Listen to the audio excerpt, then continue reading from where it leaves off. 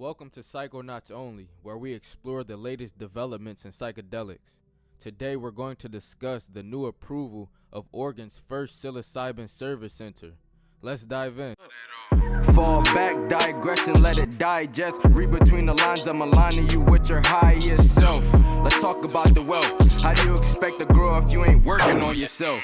Oregon has made history by becoming the first state in the nation to approve a license for a psilocybin service center. This center will provide a supervised and facilitated environment for adults to receive psychedelic treatment. The Oregon Health Authority awarded the license to Epic Healing Eugene, and it marks a significant milestone in the availability of psilocybin services in Oregon. The approval of this service center is the result of Oregon's commitment to implementing its psilocybin law. The state has now officially approved licenses for each of the 4 business categories established by the law. It's an exciting step forward for those seeking alternative treatments for mental health. The infrastructure for Oregon's psilocybin services program has been rapidly coming together.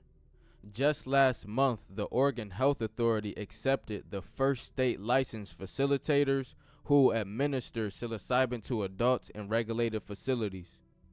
They have also established a testing laboratory and issued the first ever state license for a psilocybin manufacturer. It's important to note that while all 4 licenses types have been approved, it may take some time for licensees to set up operations. However, the Oregon Health Authority is committed to ensuring client safety and access as the service center doors prepare to open. The approval of the psilocybin service center in Oregon is a significant development, not only for the state, but also for the broader psychedelic research and therapeutic community. It highlights the growing recognition of the potential benefits of psychedelics in mental health treatment. However, there are challenges that need to be addressed. Some cities in Oregon have enacted bans on the establishment of service centers, raising questions about local access.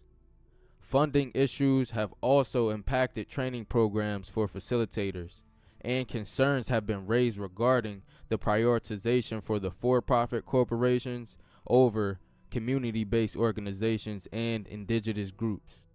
Nevertheless, the progress in Oregon reflects a broader trend of legislative efforts to reform state laws surrounding psychedelic substances.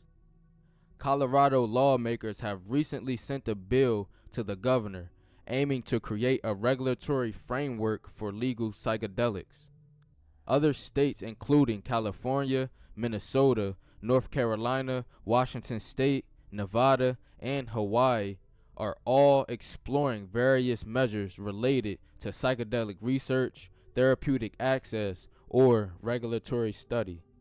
The potential of psychedelics in mental health treatment has gained significant interest among researchers and the general public alike.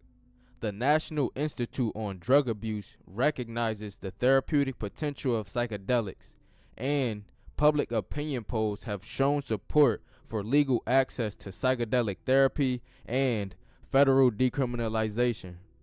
Oregon's approval of the first psilocybin service center is a groundbreaking step in advancing psychedelic-assisted therapy.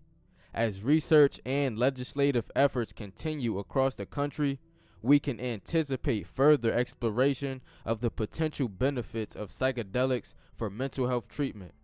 That's all for today's episode. Thanks for joining us.